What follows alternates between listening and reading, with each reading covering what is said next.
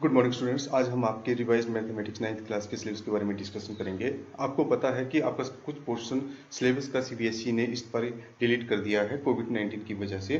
तो आपने पेपर की प्रेपरेशन से पहले इस वीडियो को बिल्कुल ध्यान से देखना है। तो इसके लिए हम सबसे पहले आप स्टडी करेंगे कि मार्क्स डिस्ट्रीब्यूशन कैसे होगा।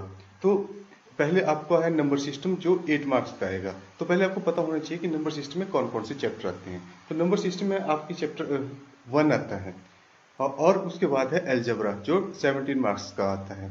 तो इसमें अलजेब्रा में चैप्टर जो हैं वो 2 और 4 हैं। फिर कोऑर्डिनेट ज्योमेट्री में चैप्टर 3 है जो 4 मार्क्स का है। ज्योमेट्री में है आपके चैप्टर 6, 7, 8, 9, 10 और 11 जो है 28 मार्क्स की। फिर उसके बाद है मेंस्ट्रुएशन।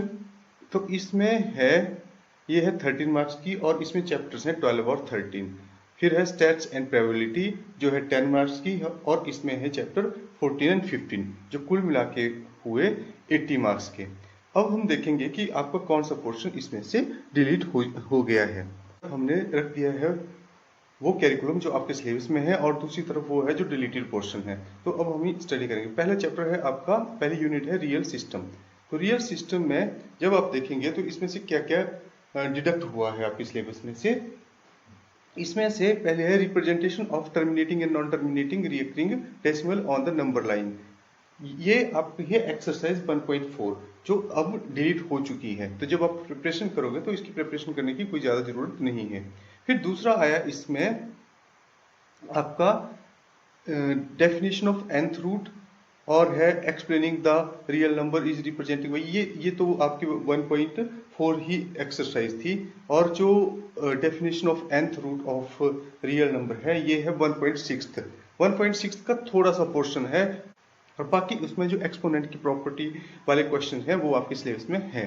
फिर उसके बाद चलते हैं हम यूनिट सेकंड अलजेब्रा पे। तो अलजेब्रा में भी पहले है पोलिनोमियल में भी आपका जो रिमाइंडर थ्योरम है जो है एक्सरसाइज आपकी 2.3 वो आपके सिलेबस से डिडक्ट हो चुकी है, डिड्यूस हो चुकी है। और उसके बाद जो 2.5 है उसमें जो सारी की सारी वो आइडेंटिटी की एक्सरसाइज है। उसमें से जो X cube plus Y cube plus Z cube minus 3 X Y Z है जो लास्ट आइडेंटिटी थी उसकी वो सिलेबस में नहीं है।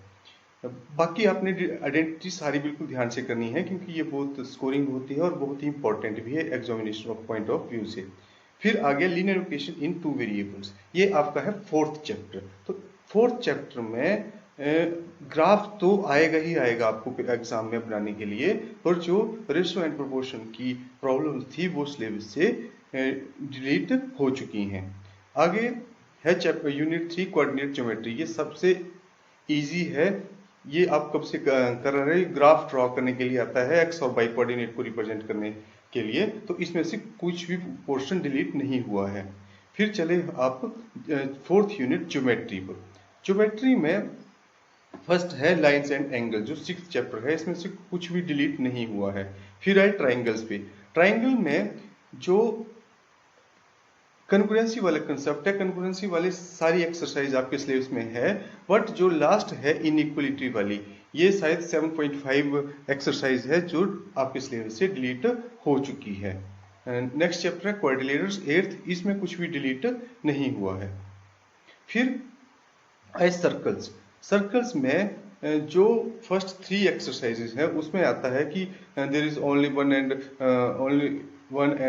One circle passing through given non collinear points, ये आपके सिलेबस से डिलीट हो चुका है। और second, if a line segment joining 2 points subtend equal angle at 2 other points lying on the same sides of line containing the segment the 4 points lie on the circle, ये भी आपके syllabus से delete हो चुका है। But जो angles वाले सम है जिसमें एक थ्योरम बहुत ही इंपॉर्टेंट है कि जो सेंटर में एंगल बनता है वो डबल बनता है आर्क पे बनाए हुए एंगल के, तो वो आपके सिलेबस में है और आपको उसमें प्रिपेयर भी करना है। इसमें सर्कल्स में जब आप तैयारी करोगे तो एक वो थ्योरम है जिसमें सेमी सर्कल का एंगल 90 डिग्री का होता है और सेम सेगमेंट की angle made on same segment are equal, वो आपके सिलेबस में है। चलते हैं हम कंस्ट्रक्शन पे।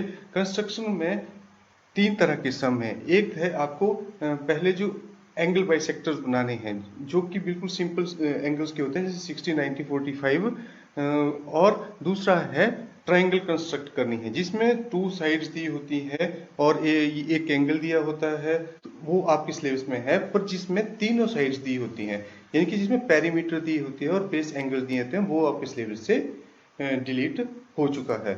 उसके बाद आए हम यूनिट 5 मेंसुरेशन पे। इसमें ये था area of triangle using Heron's formula. Triangle का एरिया तो है हीरोन्स फार्मूला से निकालने का, बट जो पैरेललोग्राम का एरिया निकालना था हीरोन्स फार्मूला से, वो डिलीट हो चुका है। तो इसमें आपने वही सम करने हैं जिसमें सिर्फ ट्राइंगल का पूछा गया है। और दूसरा जो 12.2 एक्सरसाइज है आपकी, उसमें कुछ क्वेश्चन जो है वो क्वाड्रिलेटर के से रिलेटेड थे, वो आपने नहीं करने हैं।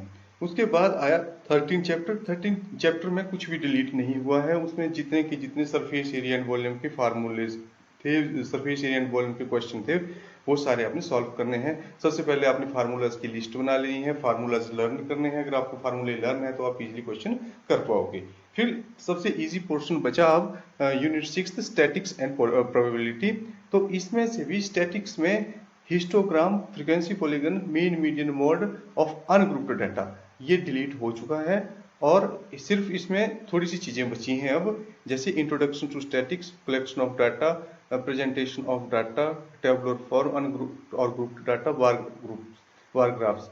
यही सारी चीजें यही बची हैं, बाकी और चीजें इससे डिलीट हो गई हैं। फिर लास्ट बचा प्रोबेबिलिटी। प्रोबेबिलिटी में कुछ भी डिलीट नहीं हुआ है, क्योंकि आप जानते हो प्रोबेबिलिटी सबसे इजी टॉपिक है, और ये सारे के सारे आपने प्रोबेबिलिटी के सम इजीली सारे स्टूडेंट्स कर सकते हो। तो आपने इसकी तैयारी बिल्कुल ढंग से करनी है। और यही था आपका सिलेबस। तो एग्जाम में जाने से पहले एक बार सिलेबस को पूरे ढंग से देख लेना है कि क्या चीजें पढ़नी है और क्या चीजें नहीं पढ़नी है। इनको आपने पीडीएफ को डाउनलोड करना होगा, तो वो नीचे दिए हैं, जिससे आप इसको डाउनलोड कर सकते हो। बाकी चैनल को सब्सक्राइब कर लो, ताकि आगे मैं जो नई वीडियोस बनाऊंगा उनकी नोटिफिकेशन आपको मिलती रहे।